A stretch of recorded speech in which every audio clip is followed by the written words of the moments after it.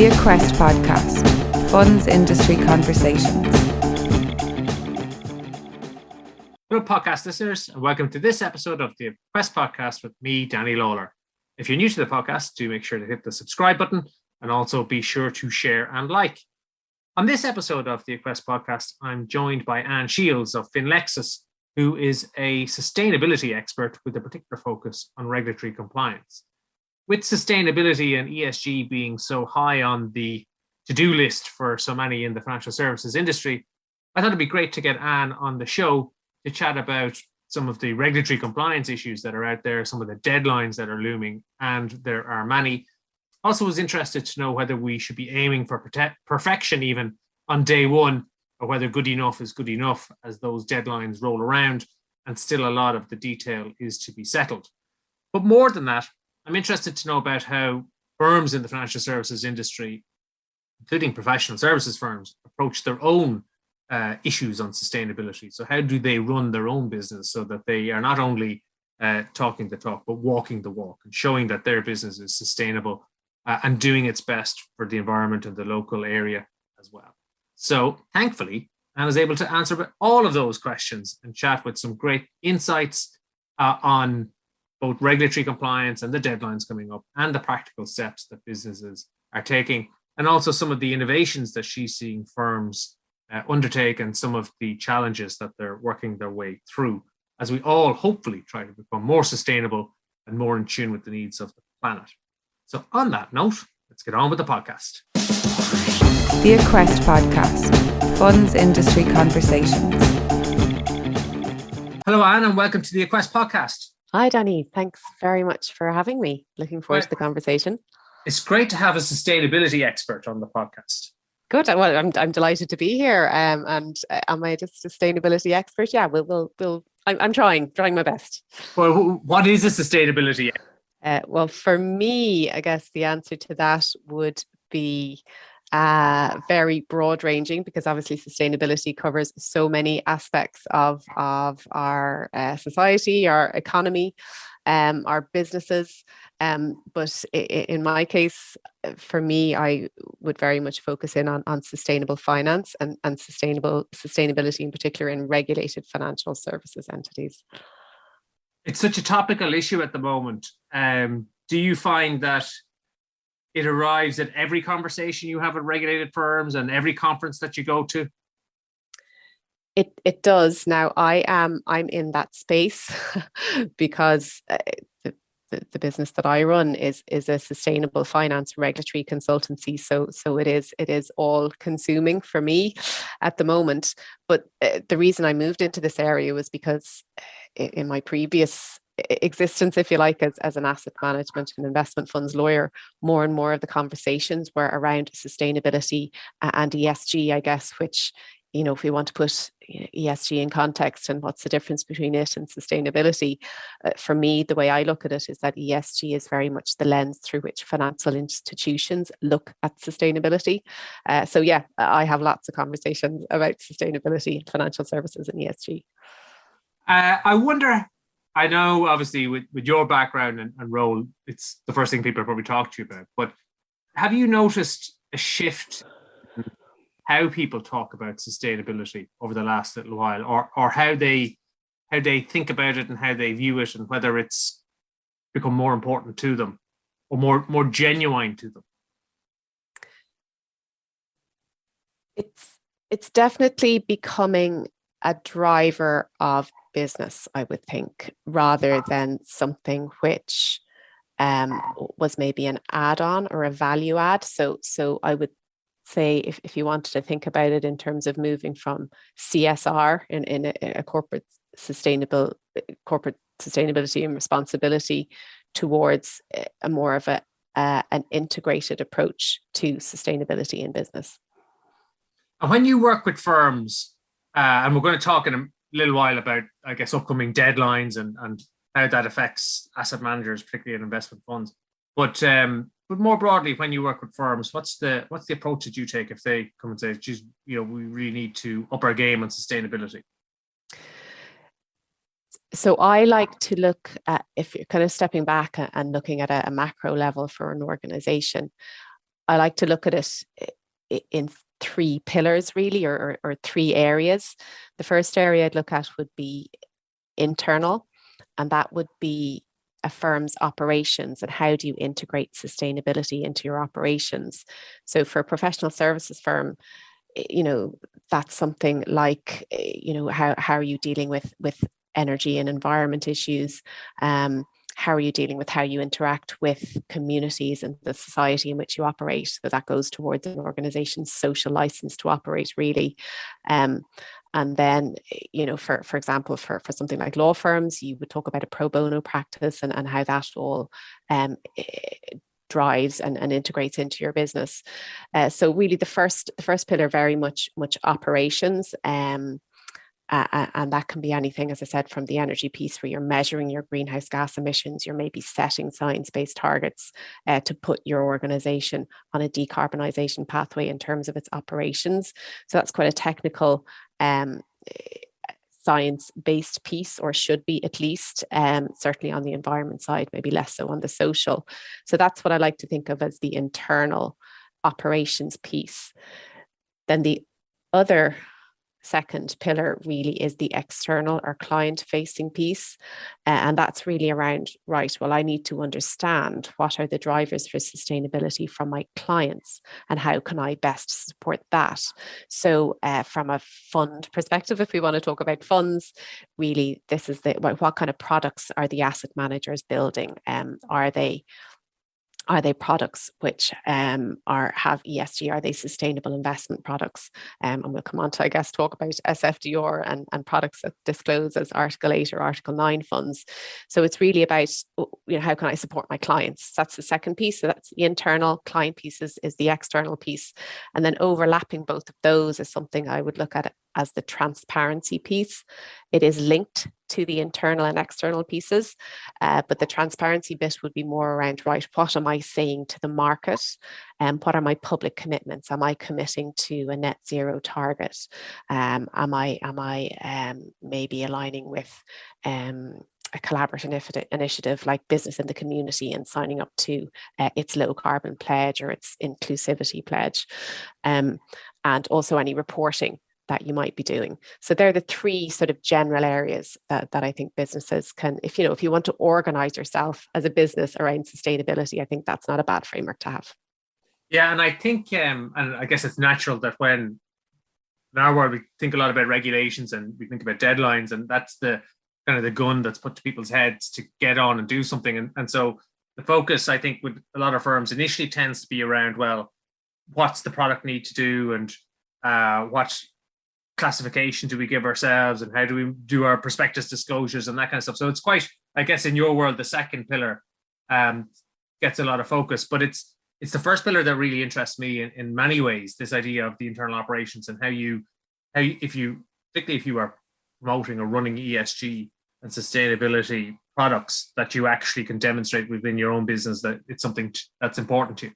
This first pillar. Second, firstly, let's talk about maybe some of the deadlines that are coming up when we think about SFDR and sustainability and the way that funds are run and the way that they disclose what they do. What's the bad news? Bad news.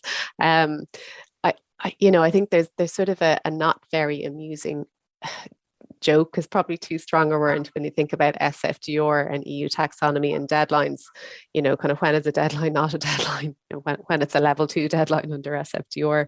And unfortunately, we have had some delays along the way. So most people, I think, listening will probably know that when it comes to disclosures for financial market participants under the Sustainable Finance Disclosure Regulation, the first deadline for the level 1 set of regulations was the 10th of March last year. So huge amount of work, a lot of scrambling to achieve that deadline because it was all new, right? It was all quite a new way of looking at things.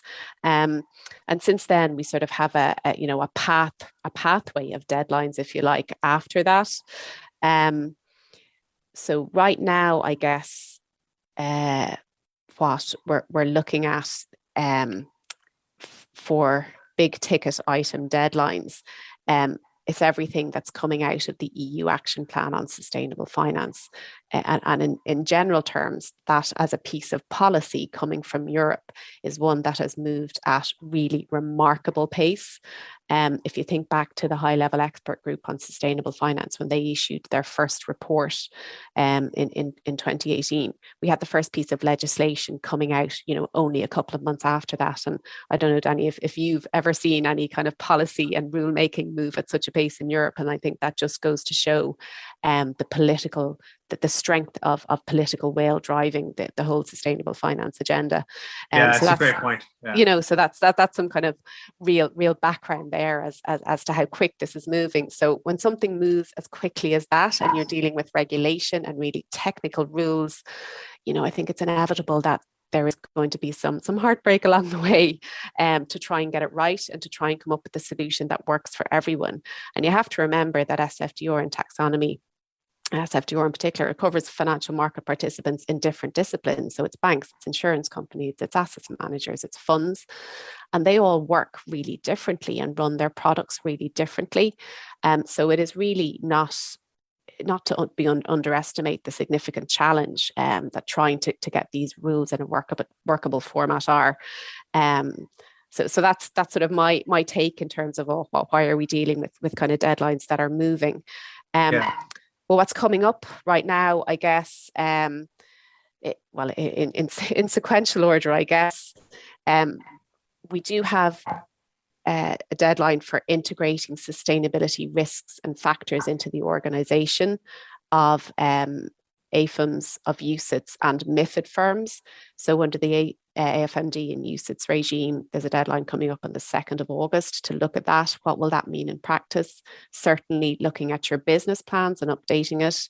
But more importantly, and this goes back to the point you made, Danny, earlier, what does that actually mean for what you are doing internally? You can write it in your business plan easily, but what are you doing to back that up? So I think that's a well-made point you made earlier. The MiFID deadline is further out. It's the 22nd of November. I think as I talk about MiFID, then the other point to think about is the EET, flavour of the month at the moment, the European ESG template. So that's around facilitating exchange of data between product manufacturers and distributors, really to fulfil the ESG requirements under SFDR. So that's coming up on the 1st of June. So I know a huge amount of work is going into that at the moment. Yeah. On SFDR and taxonomy, we have coming up at the end of the year, the pre-contractual template disclosures for products which are disclosing under Article 8 and Article 9. So that for me is keeping me really busy with people looking at that. You also have website disclosures aligned with that. So I think the way it's structured is the pre-contractual templates are supposed to be as sort of concise as they can be. And the website is where you're going to put a little bit more detail, a little bit more explanation. You also have a periodic disclosure deadline on the 1st of January. Obviously, that will be, you don't have to produce the reports until 4 months after the year end. So that'll be a little bit pushed out. So pre-contractual disclosure is definitely in the line of fire.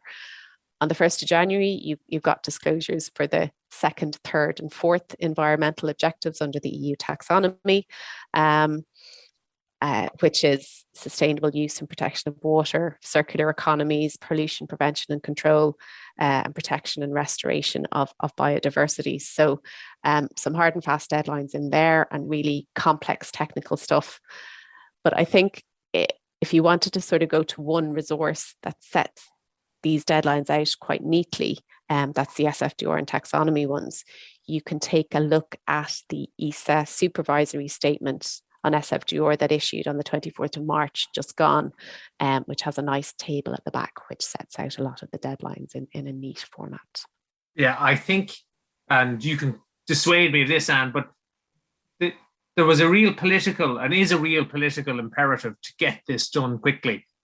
And so it feels to me like the deadlines are set, knowing that they're very ambitious and that the chances are that the technical detail to back them up probably won't be ready on time, or certainly won't be ready and tested before the deadline comes. But it's nearly more important to just get on with it, get the deadline out there and do as much as you can for that date. And if it's got to slip back, whether that's through some sort of an ESA letter advising of expectations of supervision around what's going to happen on the transition date. Well, then maybe that's good enough. But the imperative being to get the date done and get the deadline done and be seen to be moving quickly, and kind of fix the rest of it as you go, so that the first set of, if it's disclosures or whatever, may not be perfect, but will get better over time. Is that your sense, that it's kind of build it and then fix it after? I think that's right, Danny. I think that's almost what I'd like to see happen, really.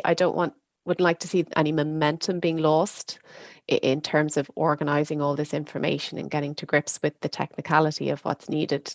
And I would welcome the supervisory approach that you've just outlined there, in the sense that, right, we're not going to be perhaps too harsh at the start because we don't have all the ducks in the row anyway, but better to have it done, as you say, and be a work in progress to improve on than not to done at all. Yeah, I'd really like to see that approach.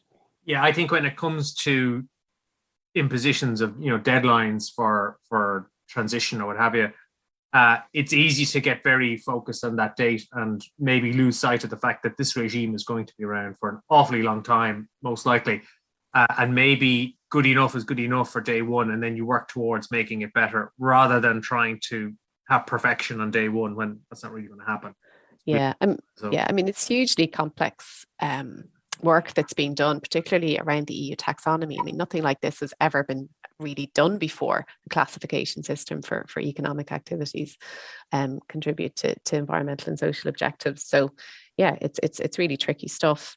And already we've seen a couple of notifications coming out from the ESAs.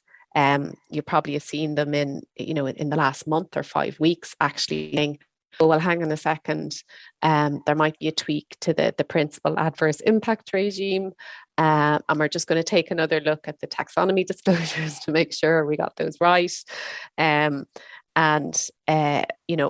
Also, sorry, wasn't there a change at the end of the very end of last year about introducing gas and nuclear into the EU taxonomy, which was caused kind of uproar between the scientific community and the political community, but we might want to address that from a disclosure perspective by putting something in there as well. So already, we only got the draft regulatory technical standards out, fingers crossed that they were pretty much going to stay the same until they went through the legislative approval process at European level. And now already we're kind of getting murmurings that, well, hang on a second, there could be a tweak or two here. So I think that's just the way it is, and we sort of have to accept it. Difficult to organize and manage, your disclosures as an asset manager or a fund management company. I fully agree, but I think we kind of have to accept that that's the way it is. Yeah, and do as well as you can for day one.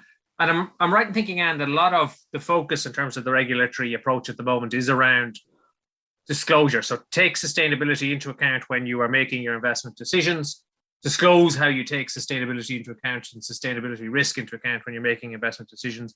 And then if you're going to categorize yourself and your products as being particularly ESG focused, then we need to make sure you're not greenwashing. So we need to make sure that that there's a measure for how ESG, how sustainable your products are. That's generally where the focus is at the moment, is it? Yeah, it is. And again, I think that was very much a decision taken at at a political level in Europe. How do we push this agenda, right? How do we push the sustainable finance agenda? We know where we want to get to. We want all the decarbonisation done that we're committing to done. How do we get the financial institutions to row in behind this? What policy levers can we pull to get them to do this? And I think disclosure is one policy lever, even though it's kind of the end of the process, as you've described there. The important bit is, what are you doing with your product and where is that money going? But if we're forcing people to disclose what they're doing, well, then they're really going to have to think about it. And I think that was quite a deliberate decision on the part of the policymakers to do it that way. Because in the way I look at it is that, because, as you said, a lot of the decisions around integrating sustainability for a business or for individuals, a lot of them, some of them are easy. We all have something that we're doing that we can do well, make some easy decisions, but a lot of these decisions are really difficult. And if you can encourage and nudge people in the right direction by making a business case for them, firstly, if they can see the business case for it, but secondly, then a regulatory imperative pushing them in the right direction, I think both of those combined will be very strong drivers. Yeah, it really is nudging better behaviors and expecting or hoping that the money will follow. So instead of saying you must cut your carbon footprint by X amount, or you must run the business this way or that way, it's more, well, if you're going to promote ESG, you have to make sure that you're not greenwashing, and that it is genuinely a product that's sustainable. And this is where investors' appetite is. So investors will see where the best sustainable products are and how they're living up to the label that they've put on themselves, and that's where the money will go. And that if your competitors see that you're able to draw in assets because of the approach that you take, well, then maybe that'll encourage them to do the same. Yeah, definitely. And I think then just the point you made there about labeling is another good one to just talk about for a minute. Obviously, SFDR isn't a product labeling regime. The right way to think of it is, if you are a fund that can disclose against Article 8 requirements or Article 9 requirements, so it's already what your product is doing, and then you disclose aligned with Article 8 or Article 9, it's not a product label. And I know the regulators are, it's a constant refrain from the regulators that SFDR isn't a product labeling regime, and it's absolutely not. I mean, one of the other initiatives under the EU Action Plan on Sustainable Finance is a product labeling regime. You have the proposals for the eco label for retail financial products. Now that's a completely different completely different work stream under the action plan, and not without its own challenges. So it's really for retail products, so UCITS and retail AIFs, and then you've got the green bond standard. So they're the kind of concrete examples of product labeling that's coming down the tracks. But I think there's a reason why they've started with the disclosures and are still working on the product labeling regimes, because, as I said, they're not without the challenges. Absolutely. And then if we look at the other side of the fence, then, so what you call your pillar one, the internal this is more fundamentally about how the fund management company or the MiFID firm or the law firm or the audit and accounting firm, how they run their own business in a way that's sensitive to sustainability needs. What are the kind of steps that you see firms taking, and do they readily embrace them, or are they drag kicking and screaming? I'd say a mix. I mean, I think sustainability is a strategic priority for businesses across all industries at the moment. In the professional services space, which I guess is where the funds industry really sits. I mean, there's lots of different initiatives. I would say that firms are in a different place on their journey towards internal sustainability. Something like decarbonisation is high on the list in terms of tackling it. And I think one of the reasons for that is because it's probably one of the ones that can be measured with more certainty at the moment. And that's because you have a sort of, I guess it's pretty much the globally accepted, agreed way of measuring carbon emissions is the greenhouse gas protocol. Everybody is comfortable with that and using it. And as we know, if you can measure something, it's far easier to manage it. That that saying, what gets measured gets managed. And I think so I think firms, in terms of decarbonisation, that's something that is on everyone's radar now. If you look at, so for professional services firms, I think there's an interesting conversation around really, we're not high emitting industries in the way that a manufacturing industry is. Cement manufacturer, steel manufacturer, very hard to abate industries, hard to transition. For something like professional services firms, I guess it's kind of buildings and operations emissions, but business travel would be a big ticket item to address as well. So people setting their science-based targets for emissions, for example, I think business travel comes up time and again. So I think there's some interesting conversations to be had around that as an issue, as an industry. and particularly in the wake of having 2+ years where people have adapted to not having to travel or not being able to travel. So I think that's something to watch as well. Also, firms that are part of an international or global organization and have an office in different jurisdictions, or have a footprint in Dublin or Ireland, compared to their other offices. I think that's a significant issue as well. And of course, if you're in a position where you are perhaps leasing or renting your premises, you may have less control over what can be done from an energy efficiency perspective in your building, rather than if you're a building owner. So there's kind of three, I suppose, issues that for professional services firms in the funds industry we see coming up a lot. Yeah, I remember when I was in the central bank, we moved down to the new building on the Quays during that time, and they were quite good at engaging with staff as the design and build of and fit out of the building progressed.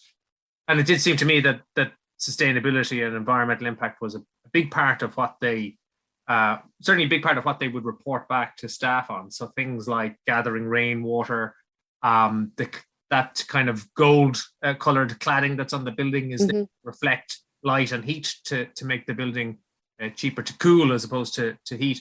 And even things like then how the building and the staff would engage with the neighborhood that they were relocating down to was part of that conversation as well. So I guess for professional services firms, the building is a big part of where you can take action to help on a sustainability front.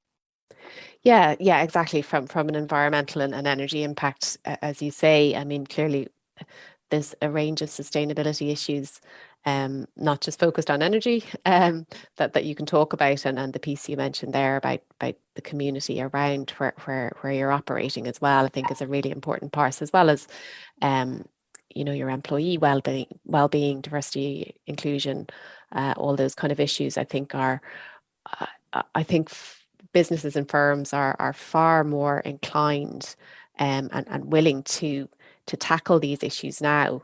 And I think as kind of the generational shifts move along to millennials and next gen, it's something that is expected. And I think it's something that increasingly has been proven to enhance talent attraction and retention if you're a business that's dealing with these issues well, and being transparent about it.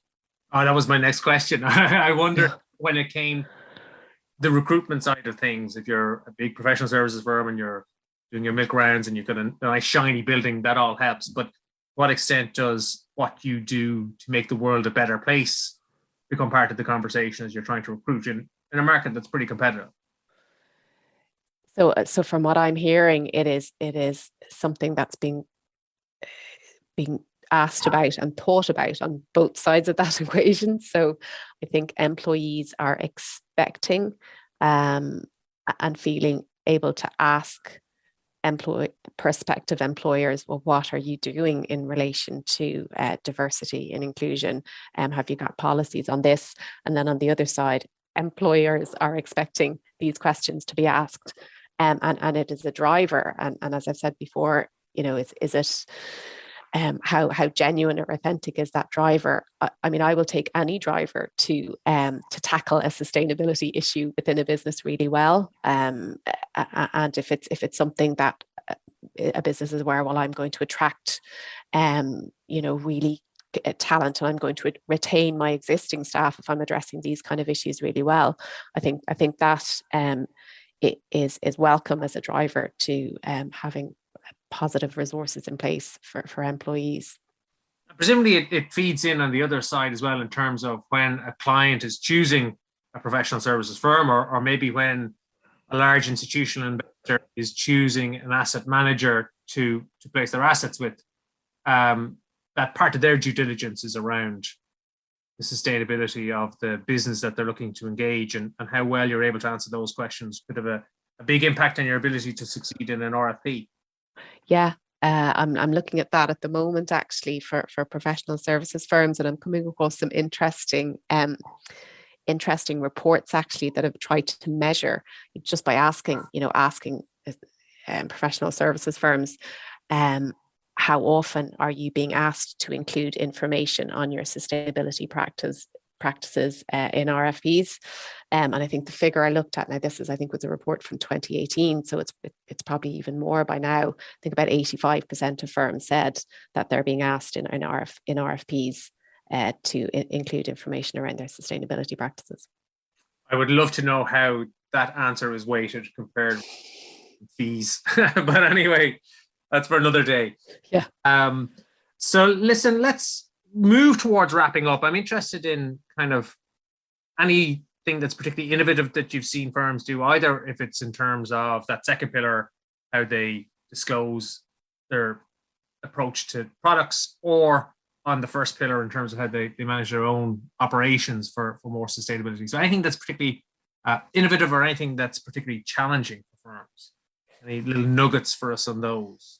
Yeah, so I mean, I've mentioned a couple of them already, and I sit on the steering committee of a voluntary industry initiative called the Green Team Network, which was a winner of an Irish Funds Sustainathon, so sort of a competitive initiative around sustainability issues a couple of years back, and we've been looking at across the Irish funds industry and member firms, and how people are dealing with sustainability issues, mainly internally, actually.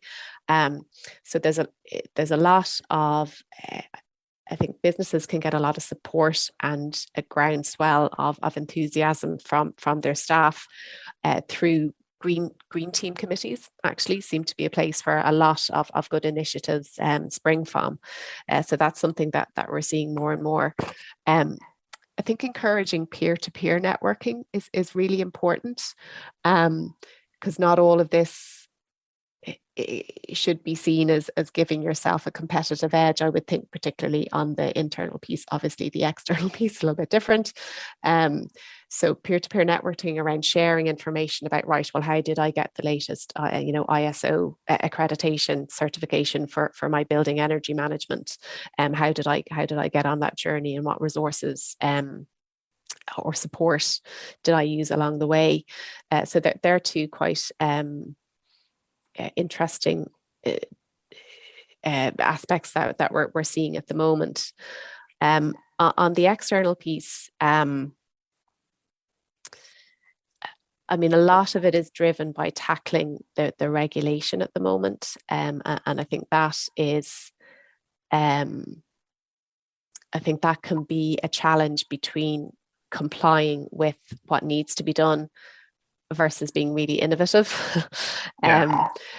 There is, I hope people are kind of seeing beyond that and not getting bogged down with the disclosure, because there is a lot of talk in the bank space actually at the moment around having to deal with so much disclosure that it's difficult to get the resources to look at being innovative and creating the kind of innovative products. But I think a good sort of message to take away is that there is still quite a gap between intent, action, and impact. And that, I think, really is where we want to go. We want to be actually having meaningful impact with the financial products that we create, where the flow of capital is going to support a circular economy, a more low carbon and resource sustainable economy. So I think another, that's another good point to mention, is kind of the gap that still exists between intent, action, and impact. Yeah, I think from my tuppence worth, the asset management industry and financial services, we're an agency business. We're at quite a remove from the people that we are hopefully helping, the investors, whether they're saving for a pension or saving for a child's education or whatever their own saving needs are. We're not curing cancer. We're not, seeing a sick animal come in and watch them walk out. So it's difficult to see the positive impact that we can have, because we never see the whites of the eyes of the clients that we work for. And I think where you can have a green team committee or carry out initiatives like that, you can see a positive impact from the business and see that the business does something that makes a difference. And whether that's, a suite of products that very much sustainability focused, or whether it's how the business runs itself and its own corporate social responsibility. But it's really important to give people, and that's everybody from the top down, a sense of the ability to do good through their business, because it's harder to get that when you're so removed from the ultimate clients that you work for. So another thing to take into account. Great. And listen, let's wrap it up there. One last quick reminder on the next date that people should bear in mind for all of this deluge of sustainability regulation, that as they try and keep in mind the good that they're doing in the world when they're bogged down in disclosures and prospectus updates. I think this is the one that they need to bear in mind at the moment, is it? I think 2nd of August, for integrating sustainability risks and factors into your operations for AFMD and UCITS, and then there's the MiFID deadline a bit later. And then the next one I think to have an eye on is the pre-contractual disclosure templates for the 1st of January. Now, as I said, we've had a few letters issued by the ESAs saying, well, hang on a second, we can see some tweaks already we need to make. And also you probably will have seen the questions that went from the ESAs to the European Commissions on some net points around SFDR. So even the ESAs themselves saying to the Commission, hang on a second, we need a bit of clarification on this before we can press go. So I would keep those dates in mind, but also stay tuned in to the regulatory and supervisory commentary that's running alongside the clock ticking towards the deadlines. So as your heart sinks when that your disclosure and work has been undone and you now need to revisit it because somebody's changed their mind, just remember that you're doing it in the greater good. Okay? Doing it for the greater good, and none of the work that's been done already is wasted work. Absolutely not. No. Great. Thank you very much, Anne. It was wonderful having you on the Quest podcast, and great to have your time and your insights on how things are progressing in this front. Yeah, not at all, Danny. It's been my pleasure. Thank you. Thank you, podcast listeners, for tuning into this episode of the Quest podcast. We'll catch you next time. The Quest podcast, Funds Industry Conversations.